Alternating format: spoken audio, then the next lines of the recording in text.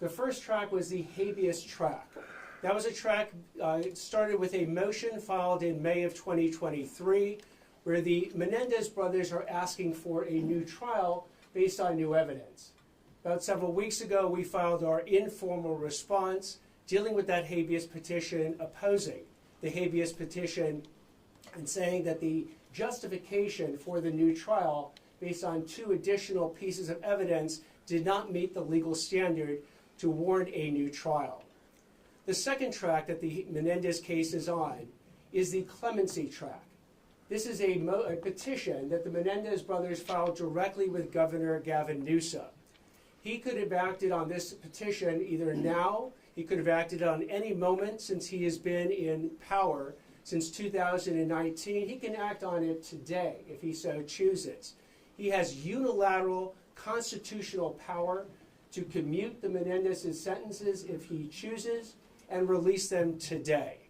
There is no hearing he needs to have, there is no deadline, and he can also do nothing. The third track is resentencing, and we are here today to discuss that third track. The resentencing is a law that was passed by the state legislature in California, a somewhat unique law to California, that basically gives the judge, under certain circumstances, the power to resentence someone who has been previously sentenced. In this example, potentially, the judge could resentence the Menendez brothers from life without the possibility of parole to life with the possibility of parole. Now, resentencing hearings get started in 2 different ways in this case. One of the ways is that the court has initiated these proceedings itself under Penal Code Section 1172.1A1. The second way it also got started is when the prior district attorney filed a motion under this code section to begin the resentencing proceedings. What the position we are taking today is that we will go forward. We are prepared to go forward with the court's initiated resentencing proceedings and look forward to a resentencing hearing on that motion. However, we are asking the court to withdraw the previous district attorney's motion for resentencing because we believe there are legitimate reasons and the interest of justice justifies that withdrawal. Now, when one deals with resentencing, one of the key hallmarks of resentencing is, do the defendants pose an unreasonable risk of danger to the community? One way to decide if they pose that risk is to understand if they have been rehabilitated. And one way to understand if they've been rehabilitated is, have they accepted and exhibited full insight into the crimes that they have committed and accepted complete responsibility for their criminal actions. Governor Newsom gave us a primer on how this actually works when he dealt with the Sirhan parole recommendation that had been made to him back in 2021. At that point, Sirhan, who was the assassin of Senator Robert F. Kennedy in the Ambassador Hotel back in 1968, had been up for parole hearings 16 times. For the first 15 times, the parole board denied parole. But on this 16th time in 2021, the parole board recommended a grant of parole to Governor Newsom.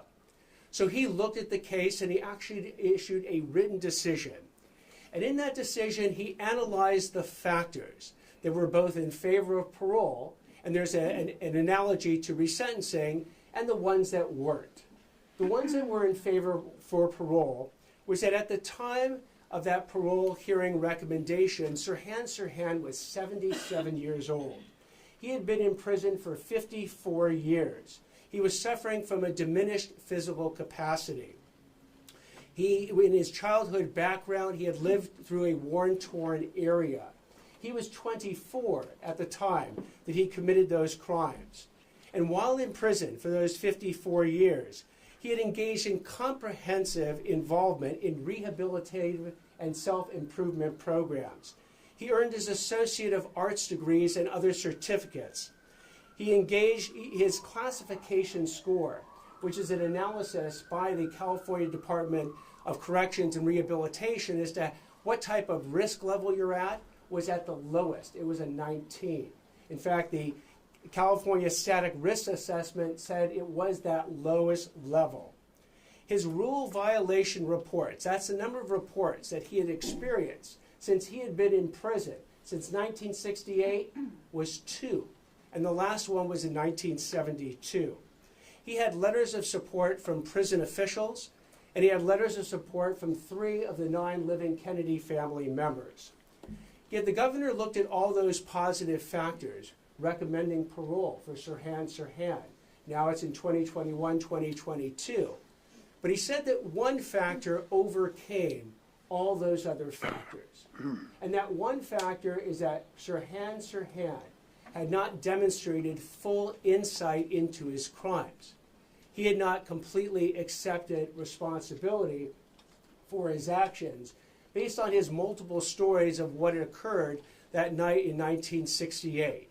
So notwithstanding the fact that he did not, he had all these positive aspects, and he had the parole board recommending a grant of parole, in January 12, 2022, the governor wrote that Sirhan Sirhan poses an unreasonable risk of danger to the community and denied that parole.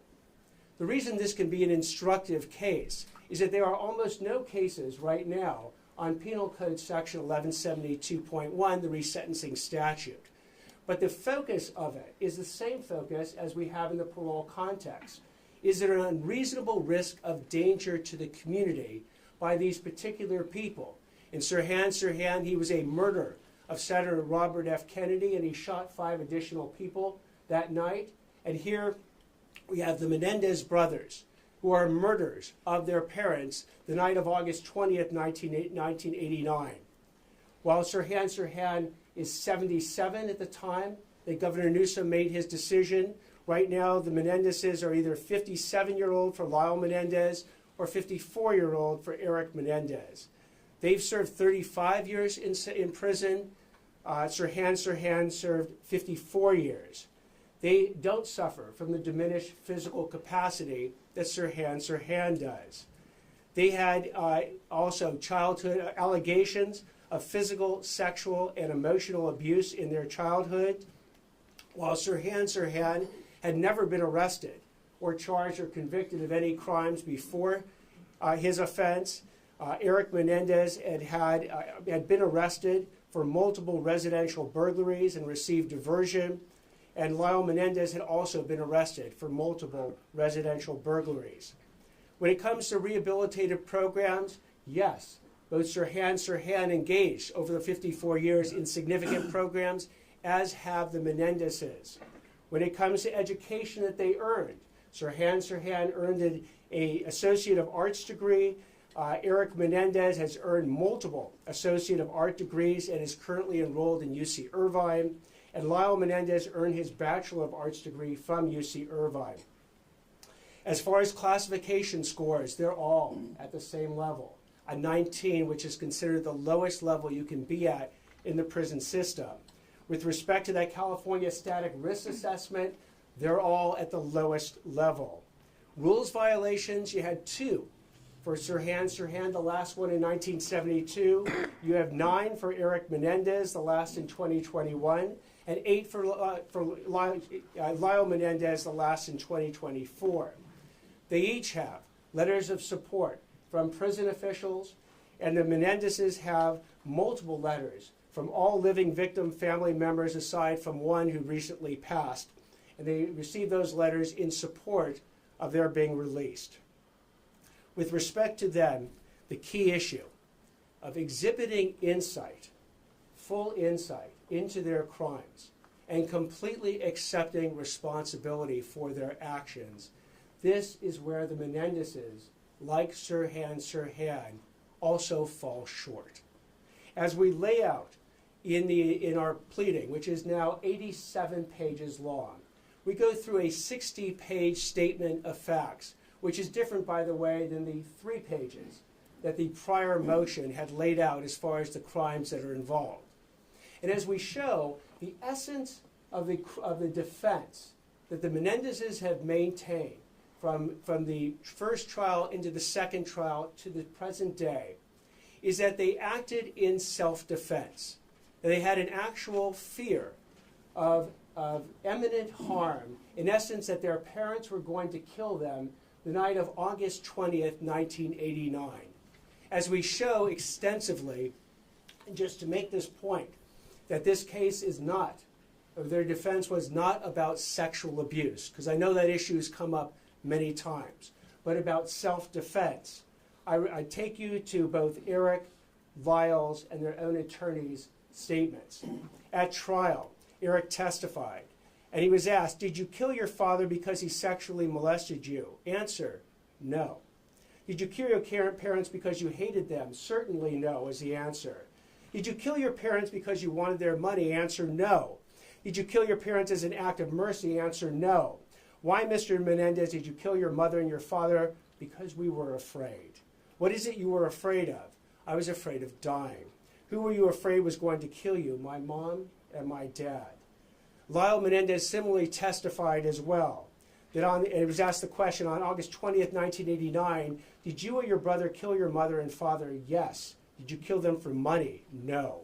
"Did you kill them because you wanted to pay them back for the way they had treated you?" "No."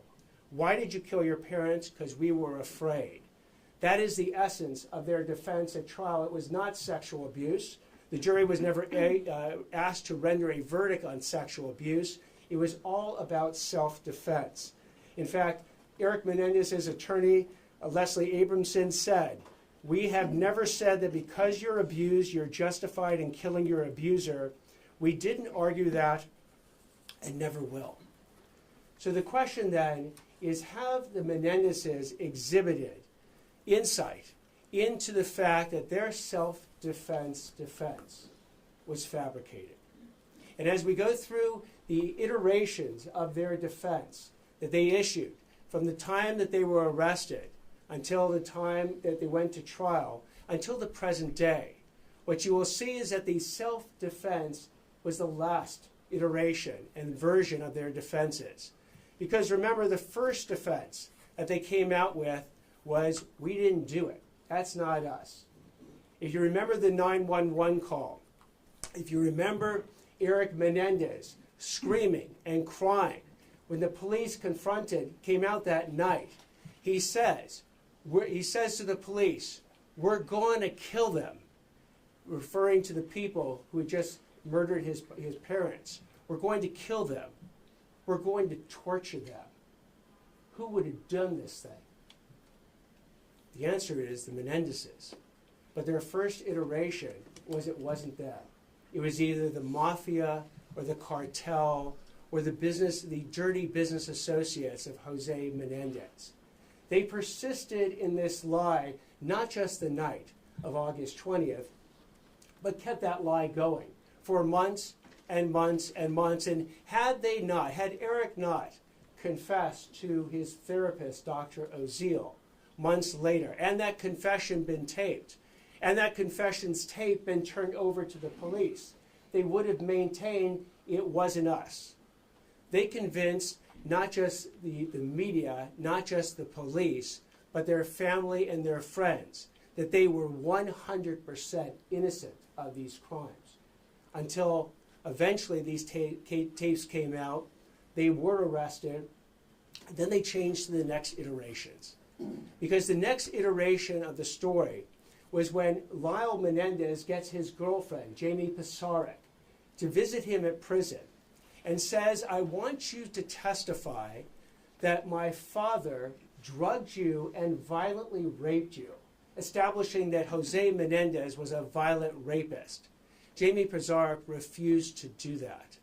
So the next iteration of the story was that Lyle Menendez asked Jamie Pisarek and said to her, "Well, Eric Menendez was raped by my father, but I was raped by my mother." That's a story that was then repeated to Eric and Lyle Menendez's uncle, Carlos Baralt, that Eric Menendez was molested by the father, but Lyle Menendez was molested by the mother. That iteration didn't go forward. The next iteration that ultimately came out at trial, and just before trial, was that both boys were molested by the father. But as you heard a moment ago, that wasn't a defense to the charges of first-degree murder with special circumstances.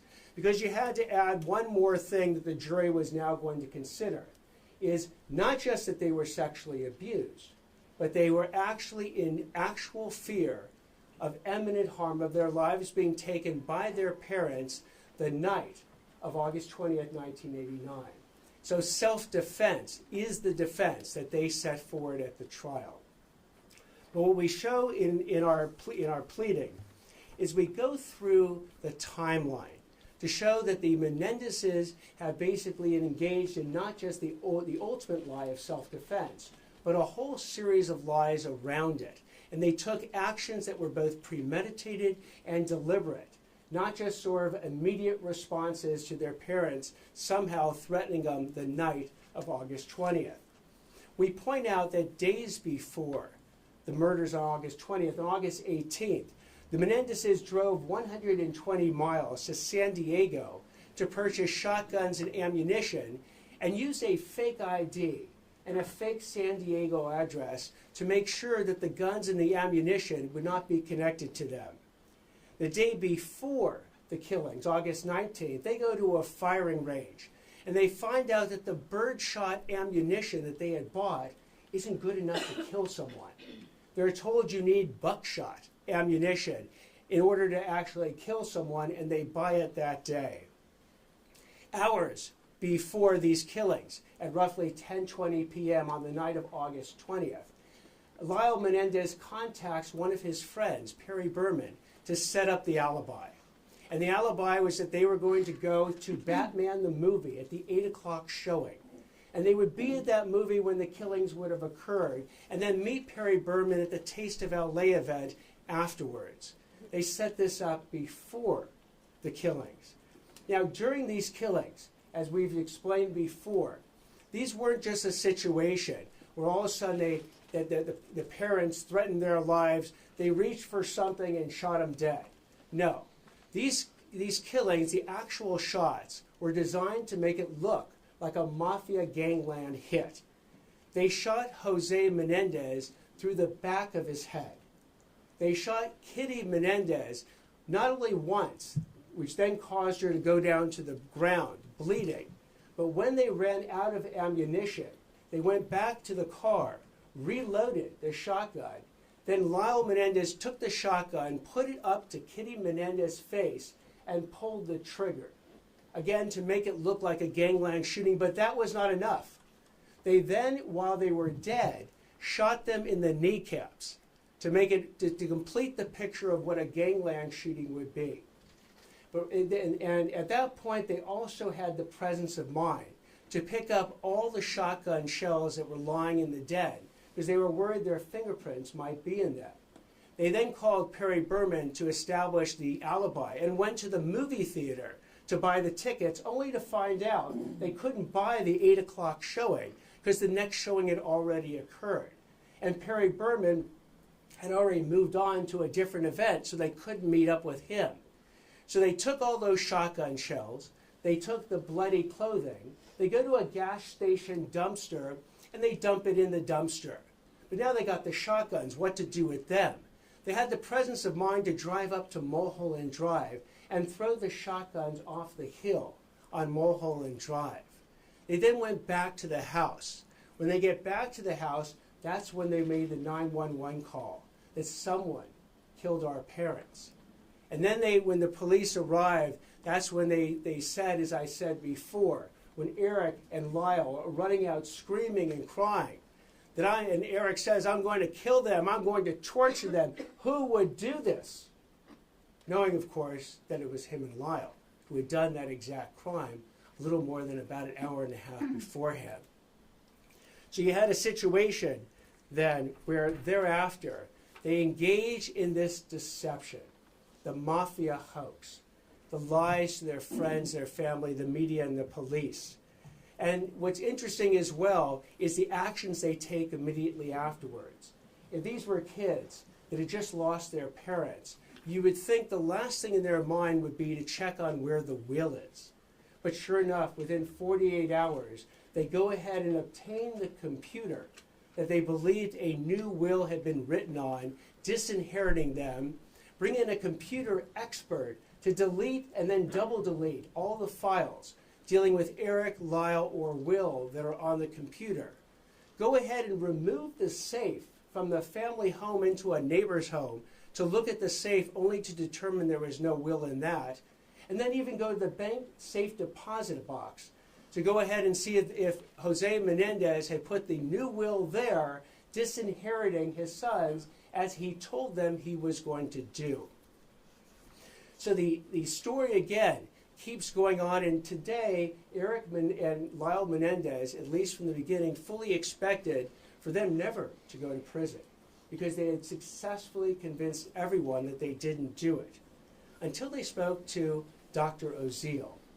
And Eric, feeling the pangs of guilt, feeling even suicidal, talked to Dr. Oziel and basically told Dr. Oziel that they had done it. When asked about why they killed their father, they didn't mention self-defense. Why they killed their mother that night, they didn't mention self-defense. What they said about the father, what Eric said, is that he was a controlling, dominating force, and that is the reason that he was killed. When he was asked about the mother, he said the mother would be a witness to the crime, so she had to die. That the mother was so miserable because the father had had an affair that we needed to put her out of her misery. That the mother could not live without the father, and if we were going to kill the father, we had to kill the mother. What doesn't happen in any of the tape conversations with Dr. Oziel, and remember, he is being brought on by the attorneys to eventually go ahead and prepare a defense to the murder charge.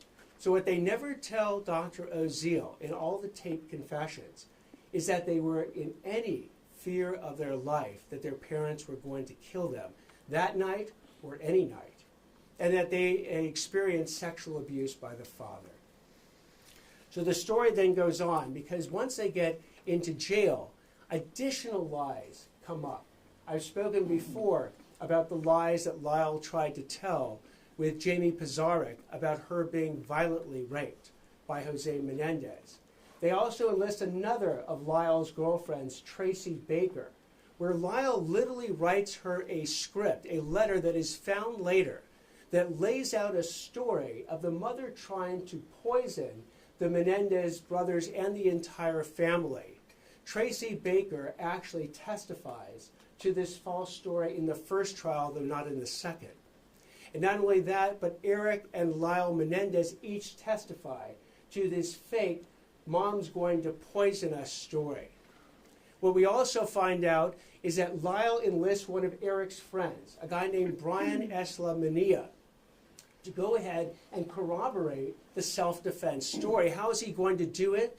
Because the letter that Lyle writes to Brian Eslamania, which is actually found by the police, gives detailed instructions down to the actual word that Brian's supposed to say that the day before these killings, the Menendez brothers came to him to get his handgun in order to establish that they had this fear of their parents even at 24 hours before and tried to get a handgun.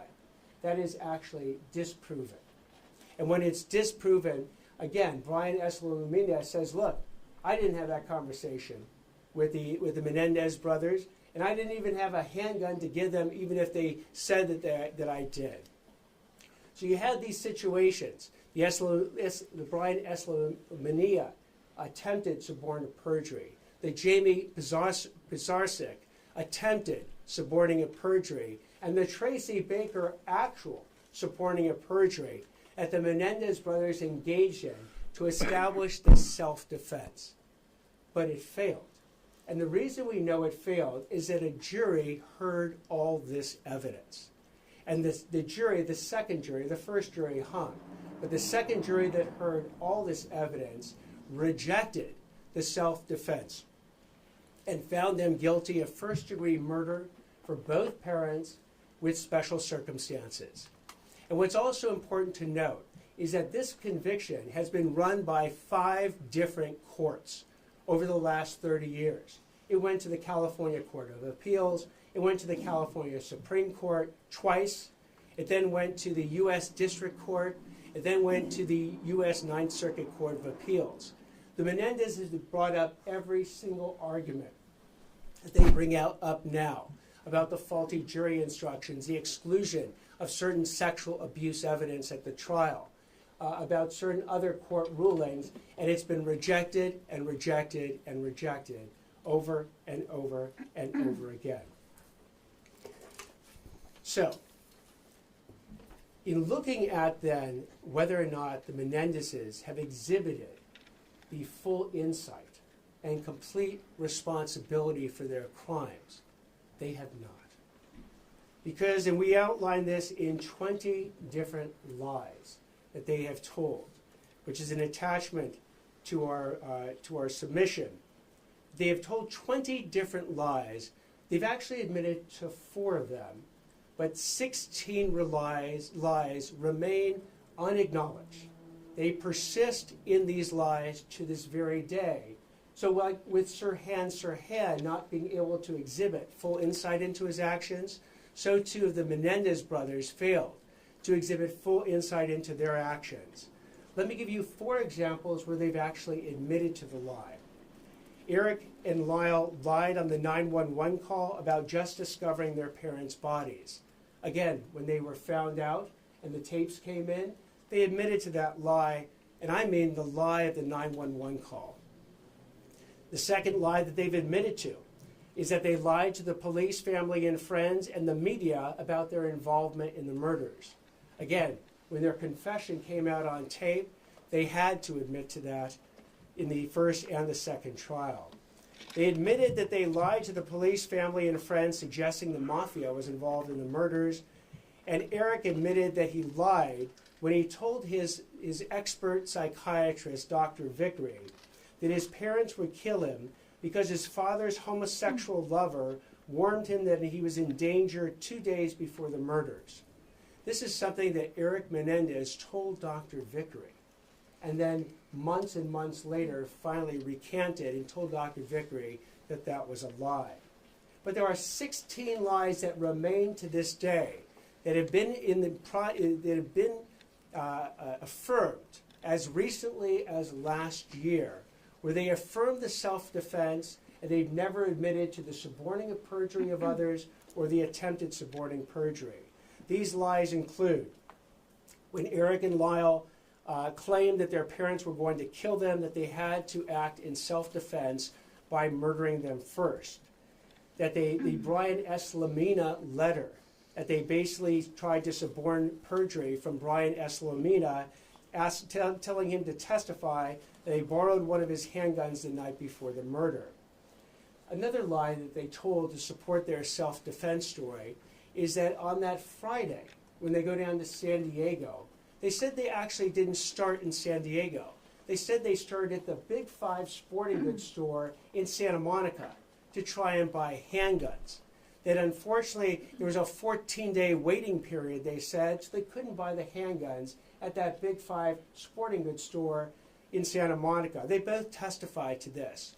Turns out, as the evidence came in at trial, the Big 5 sporting goods store in Santa Monica hadn't sold handguns for 3 years at that point. So it was impossible for them to have actually gone and tried to purchase a handgun instead of a shotgun that particular day.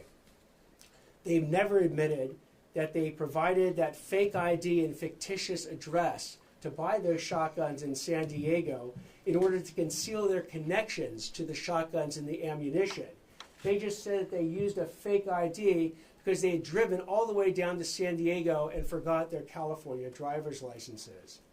They testified that the day before the murders, they had stayed away from the home all day that Saturday, even though a witness came forward, who was the pool repairman, who said they were playing tennis that day at the house and disrespecting the parents who were in front of them. Again, another lie which they have never acknowledged. They lied when they said they didn't plan that alibi before the murders. They lied when they said they did not ask Perry Berman to come back to their house in order to be a witness on the discovery of the mutilated bodies. They lied when they said that they did not stage the murders to look like a mafia gangland hit. They lied when Lyle said they tried to suborn that perjury from Jamie Pisarcik about his father drugging and violently raping her. They've never admitted that they lied when they testified that their mother was so dangerous and unpredictable that she tried to poison the whole family. And they've never admitted the suborning of perjury from Tracy Baker when they actually got one of Lyle's girlfriends to testify to the fake mother's poisoning the family story at trial. They further lied when they testified that they thought their parents were going to kill them during their Saturday afternoon fishing trip. They lied when they testified that when they burst into the den with their shotguns, that it was too dark to see and their parents were standing up or moving towards them. Expert testimony showed that at all times the parents were seated on the couch when they were shot, or mom was on the ground bleeding to death when Lyle came back and shot her in the face. They lied when they said that they testified that the reason they rushed in on their parents was because of self-defense, and they thought that their parents were going to shoot them first that evening. And they lied when they testified that Dr. Oziel blackmailed them into confessing on tape to murdering their parents. We lay out this series of 16 of the 20 lies that they have never acknowledged, never showed insight into, never completely accepted responsibility for. By the way, what I just described to you was mentioned in a paragraph in the original motion that was filed by the district attorney's office. There was no discussion of exhibiting insight into one's actions or completely accepting responsibility for it in the original motion. So we are basically, in some ways, offering a path to the Menendez brothers. And here's what the pathway looks like. If the Menendez brothers at some point, unequivocally, sincerely, and fully accept complete responsibility for all their criminal actions, acknowledge that the self-defense defense was phony, and their parents weren't going to kill them the night of August 20th when they murdered them in cold blood, acknowledge that they suborned or attempted to suborn perjury in all the various ways I have outlaid. If they go ahead and finally come clean with the court, with the public, with the DA's office, with their own family members, and acknowledge all these lies, and then can be said to have fully and completely accepted responsibility for their actions. In the future, the court can weigh these new insights into making a determination as to whether they now qualify for rehabilitation and resentencing. And the people will do the same. The district attorney's office, if it is presented with these new insights, unequivocal, sincere acknowledgments of all the lies they have told for the past over 30 years, we too, in the district attorney's office, will reconsider whether or not we would want to go forward with a resentencing motion. But for now, while the Menendez brothers persist in telling these lies for the last over 30 years about their self-defense defense, and persist in insisting that they did not suborn any perjury or attempt to suborn perjury, then they do not meet the standards for resentencing. They do not meet the standards for rehabilitation. They have not exhibited the full insights and accepted complete responsibility for their actions. And as a result, just like in the Sirhan case, they pose an unreasonable risk of danger to the community, and the resentencing should not, therefore, be granted. I'm going to stop now. I'll take any questions that anyone has. After I'm done with these questions, Maria Ramirez will address the Spanish-speaking media and provide information at that point. The hearings on March 20th and 21st, there's word that they have been postponed. Is that the case? So those hearings, whether they occur on March 20th or 21st or at some point later, first it's up to the court on what the court ultimately wants to do. The court is receiving our response today. We anticipate the court may keep the March 20th and 21st dates to deal with our response. Both again, part of our response is to go forward with the court's initiated motion for resentencing, and part of our response is a request to withdraw the DA's motion in this regard. The court might have the hearing then on that issue, and then if in fact it decides to go forward with the full resentencing, set a hearing in the future. I know that the governor has now ordered the parole board to do the risk assessment. That risk assessment can take up to 90 days. We don't know when it will actually be completed. The court may or may not want to have that risk assessment done before it has the final resentencing hearing.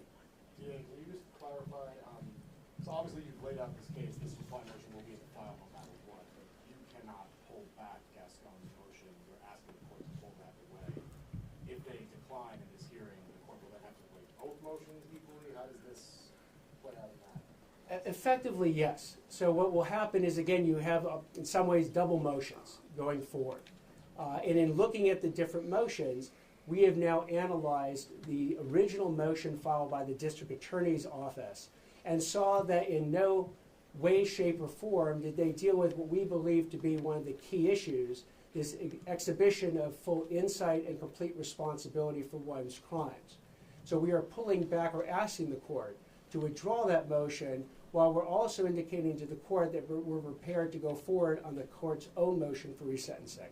Considering all the facts that you've brought up, do you think there's any chance the Menendez brothers are going to get out of jail in the next few years? Again, we have laid out a pathway for the Menendez brothers to potentially get out of jail. It requires them to finally, after 30+ years, fully acknowledge and completely accept responsibility for the entire breadth of the crimes and all the lies that they have told, including their defense at trial of self-defense. If they go ahead and do that, and they do it unequivocally, and they do it sincerely, ultimately the judge is the final arbiter of the sincerity and whether or not this is just being done to please someone, or whether or not the Menendezes have fully come to grip with the lies that they have told. Again, they had no problem at trial coming to grips with the fact that they had lied for over 6 months to the police, the media, their family, and their friends about the fact that they never did it, were not involved at all, and it was the mafia that had actually done the hit on their parents. So they have a history of acknowledging some lies. I'm hoping that they continue with this evolution of themselves, their improvement of themselves, to finally come to grips with the acknowledgement of the totality of their crimes and their lies.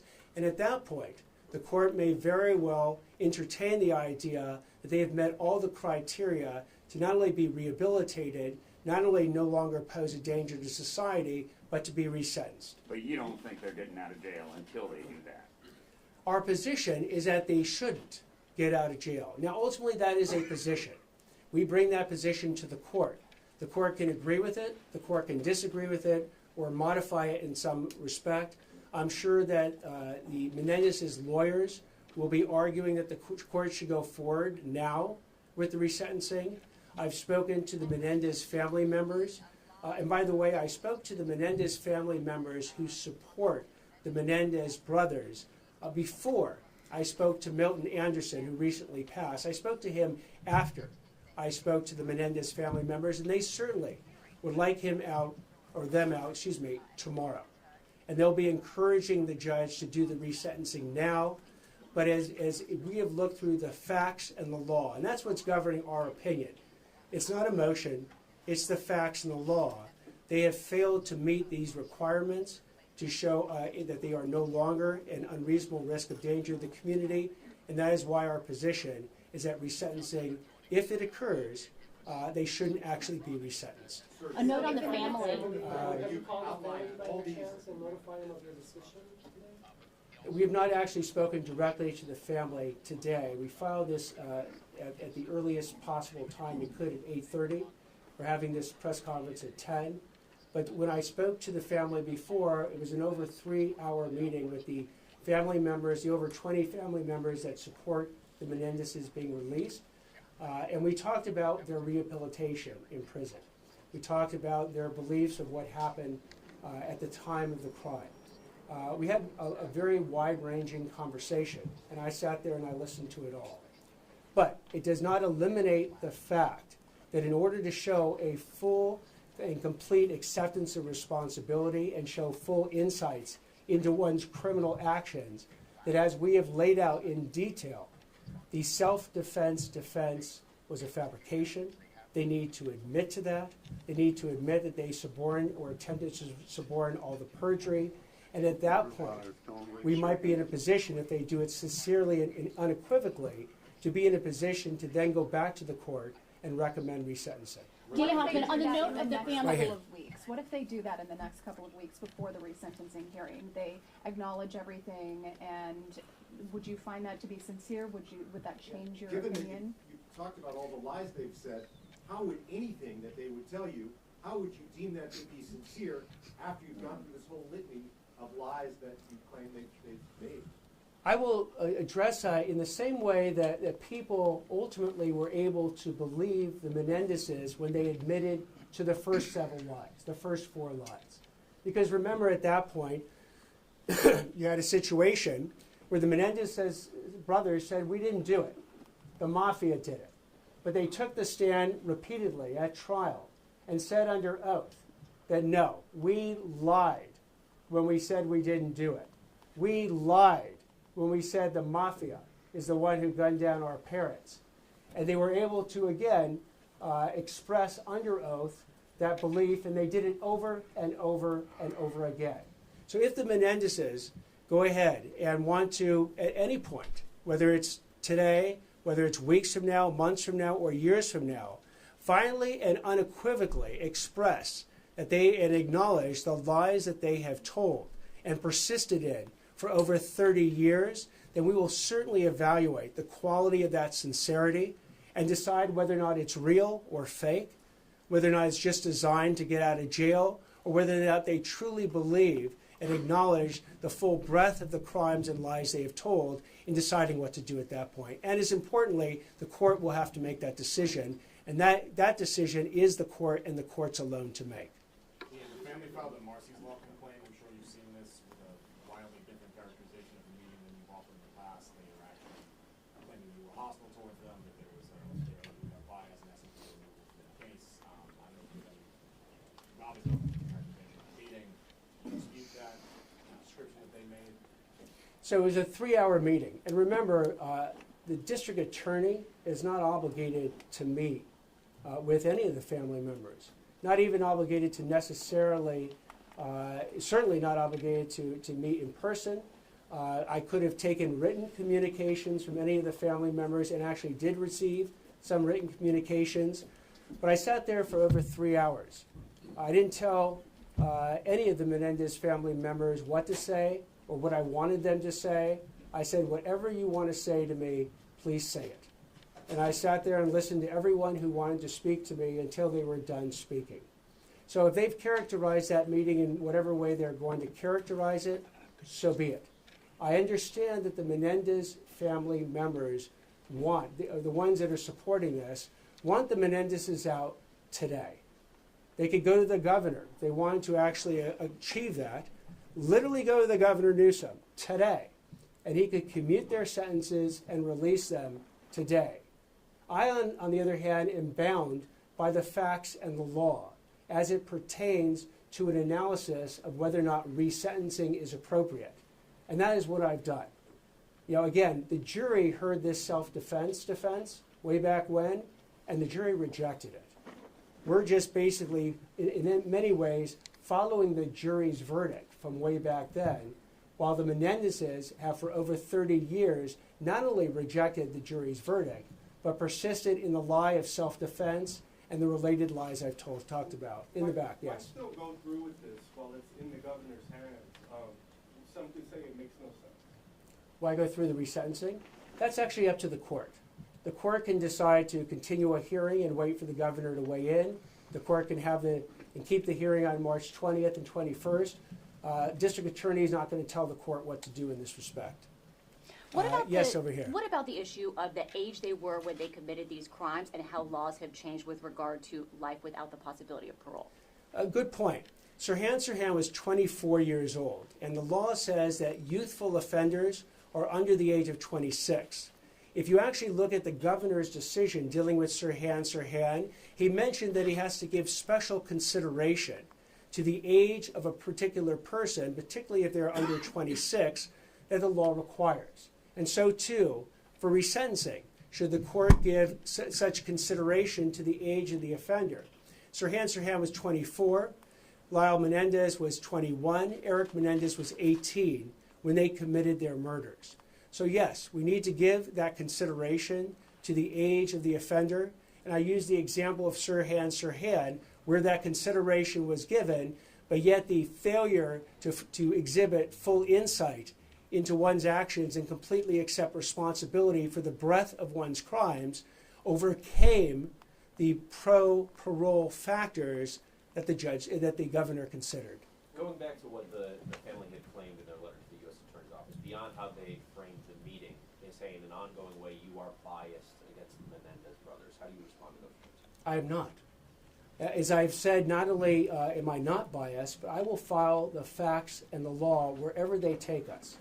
And in fact, so much so that I've explained in quite long detail exactly where the lack of insight into their criminal actions occurs. I've outlined 16 different lies, 20 lies total, 4 of which they've acknowledged, 16 of which they have not. So I've outlined a pathway in the district attorney's position on how the Menendezes could exhibit these new insights. Now, whether they're sincere, whether they're unequivocal, that's between the Menendezes and mostly the court as to whether or not the court actually believes them.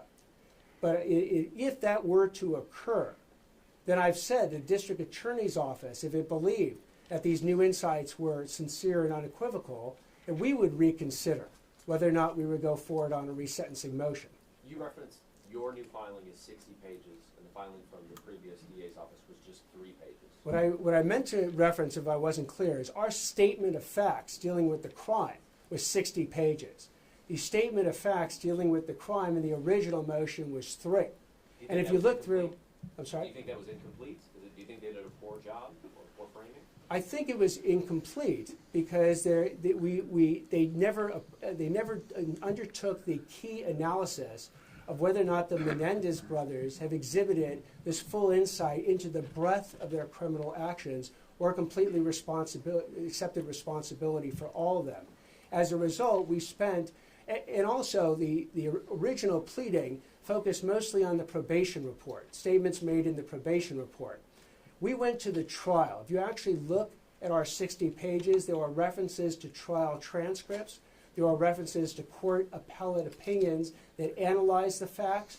We didn't rely on a probation report where a probation officer is summarizing testimony, where that testimony is not under penalty of perjury and not subject to cross-examination. We went back to the source materials. Now, what was involved in that? It was a review of most of, 50,000 pages of trial transcripts from 2 months-long trial, thousands of pages of prison records, hundreds of hours of videotaped testimony. We also spoke to prior prosecutors, defense counsel, the Menendez family members, as I mentioned, and law enforcement. So we did as best over the last several months a full debrief and download on the Menendez case to arrive at the position that we've arrived at today. I'll take one more question right here. Who would they have to tell that they accept or take responsibility for those lies or actions? Who would they have to express it to? They can do it in any form. Ultimately, it has to be to the court, because the court will be the arbiter and the judge of whether or not the Menendez brothers have finally exhibited full insight into their crimes and completely accepted responsibility for them. So, however the Menendez brothers want to convey that sincerity and that unequivocal admission that they have lied to everyone for the past 30 years on their key defense of self-defense, suborning perjury, and attempting to suborn perjury, I will leave to the Menendez brothers and their counsel. It has to be during a hearing or It can be in any form. They can do it with declarations. They can do it with videotaped testimony. They can do it at the actual hearing itself. I'm not going to in any way suggest how they do it. They have a very qualified counsel who can advise them how to do it. It's up to them, though, on whether or not they want to do it. All right, I'm gonna stop right now. I will turn it over to Maria Ramirez for any one-on-one interviews. They'll be in the green room. And thank you very, very much for being here today. If they get out, what does that say about the current system that the governor can override these?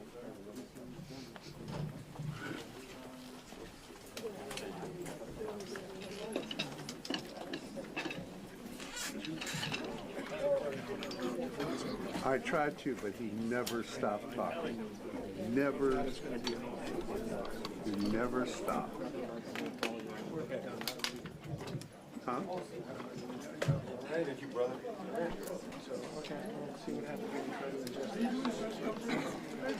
It'll ingest. The problem is,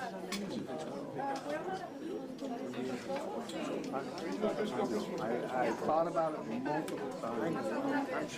It's just there was never an opportunity for me to break it.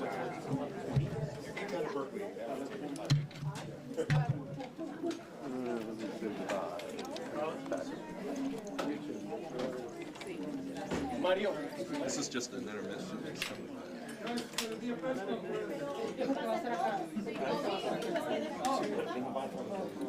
No, that's in Spanish, right?